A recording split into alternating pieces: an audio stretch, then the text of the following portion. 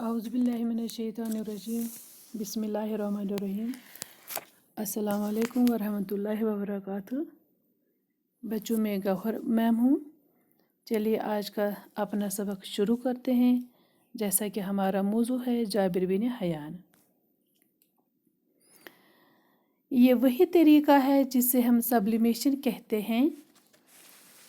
جابر یہی نہیں رکا، اس نے آکسیڈیشن کا طریقہ بھی ایجاد کیا، لوہے پر تجربات کیے اور ہمیں بتایا کہ لوہے کو کس طرح صاف کر کے فولاد میں تبدیل کیا جا سکتا ہے۔ جابر نے ہمیں دکھایا کہ لوہے کو کیسے زنگ سے بچایا جا سکتا ہے۔ اس نے چمڑا رنگنے کا طریقہ دریافت کرنے کے ساتھ ساتھ بالوں کو کالا کرنے کا نسخہ بھی تیار کیا ہے۔ عرق کشید کرنے کا آلہ بھی اسی ذہین کیمیاگر کی ایجاد ہے۔ یہ وہی آلہ ہے جسے ہم ریٹارڈ کے نام سے جانتے ہیں۔ بچوں کہتے ہیں کہ یہ تو وہی طریقہ ہے جیسے کہ ہم نے کل پڑھا تھا کہ اس نے دوائیوں کو محفوظ رکھنے کا ایک طریقہ ایجاد کیا ہے، اور یہ وہی طریقہ ہے جسے آج کل ہم سبلیمیشن کے نام سے جانتے ہیں۔ بچوں سبلیمیشن وہ عمل ہوتا ہے جس کے ذریعے ایک ٹھوس چیز براہ راست بھاپ یا گیس میں تبدیل ہوتا ہے۔ تو اس نے سبلیمیشن ہمیں ایجاد کر کے دے دیا۔ اور جابر یہیں پہ نہیں رکا، اس نے آکسیڈیشن کا بھی طریقہ ایجاد کیا۔ آکسیڈیشن کیا ہوتا ہے؟ آکسیڈیشن وہ عمل ہے جس میں کوئی کیمیا آکسیجن کے ساتھ ملتا ہے اور آکسائڈ بناتا ہے۔ اور اس نے ہمیں لوہے پر تجربات کر کے بتایا کہ لوہے کو کس طرح سے صاف کر کے ہم فولاد میں تبدیل کر سکتے ہیں۔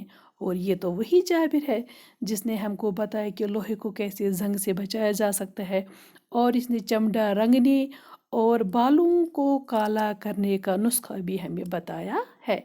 اور اس نے ہمیں عرق کشید کا وہ آلہ بھی ایجاد کر کے دیا ہے جسے ہم ریٹارڈ کہتے ہیں۔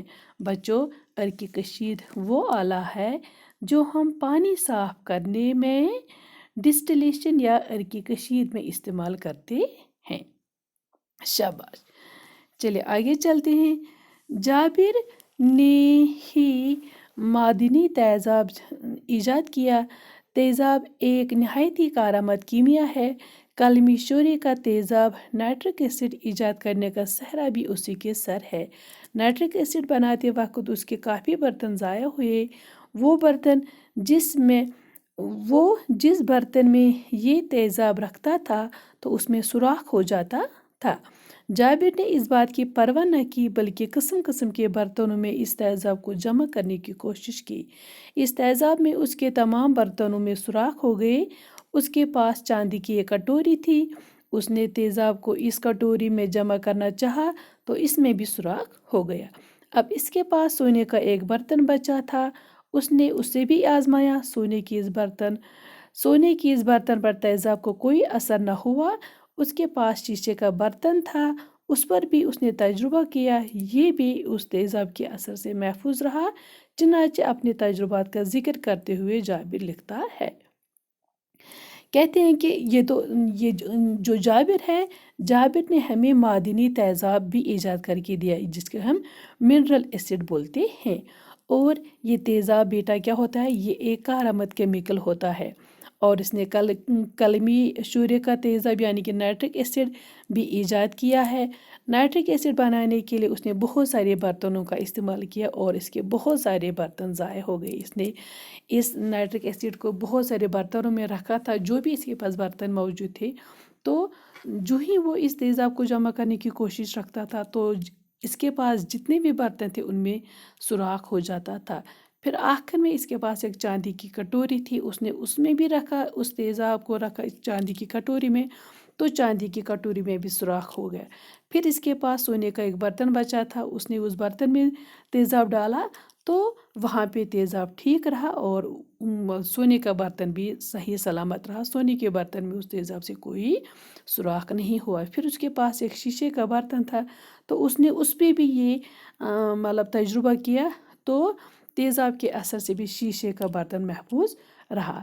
چنانچہ یہ کیا بولتے ہیں اس کو، جابر کہتا ہے کہ یہ تجربات جب اس نے کیے تو ان تجربات کا ذکر کرتے ہوئے جابر لکھتا ہے کہ کلمی شورے کا تیزاب اتنا تیز تھا کہ کوئی برتن بچ نہ سکا۔ صرف 2 چیزیں ایسی ملی جن پر اس تیزاب کا کوئی اثر نہ ہوا، ایک سونے کا برتن اور دوسرا شیشے کا برتن۔ تو پھر اس جابر نے اپنی کتاب میں لکھا ہے، جس میں اس نے ان تجربات کا ذکر کیا ہے، اس میں لکھا ہے کہ جو یہ کلمی تیزاب تھا، یعنی کہ جو یہ نائٹرک ایسڈ تھا، یہ تیزاب اتنا تیز تھا کہ میرا کوئی برتن بچ نہیں سکا۔ تو صرف 2 چیزیں بچی جن پر تیزاب کا اثر نہیں ہوا، تو ان میں ایک سونے کا برتن تھا اور دوسرا شیشے کا برتن تھا۔ تو پیارے بچوں، اس عظیم سائنسدان نے کئی قسم کے تیزاب ایجاد کیے۔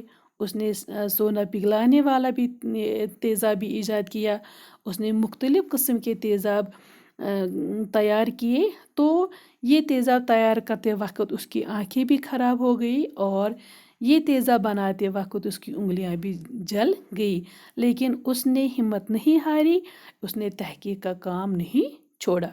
بچوں، جابر بن حیان دنیا کا پہلا سائنسدان ہے جس نے علمی کیمیا یعنی کہ کیمسٹری میں تجربات کو اہمیت دی، اور اس نے اپنی تمام زندگی میں اس نے تجربات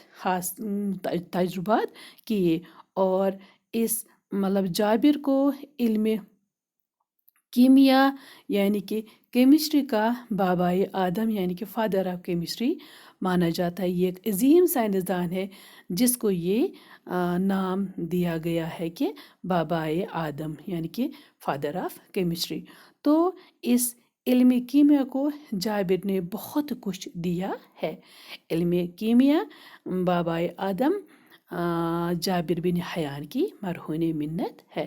تو بچوں، مجھے امید ہے کہ آپ نے یہ سمجھا ہوگا، اور آج کا سبق اتنا ہی، کل پھر ملیں گے، اور جب تک کے لیے اللہ حافظ۔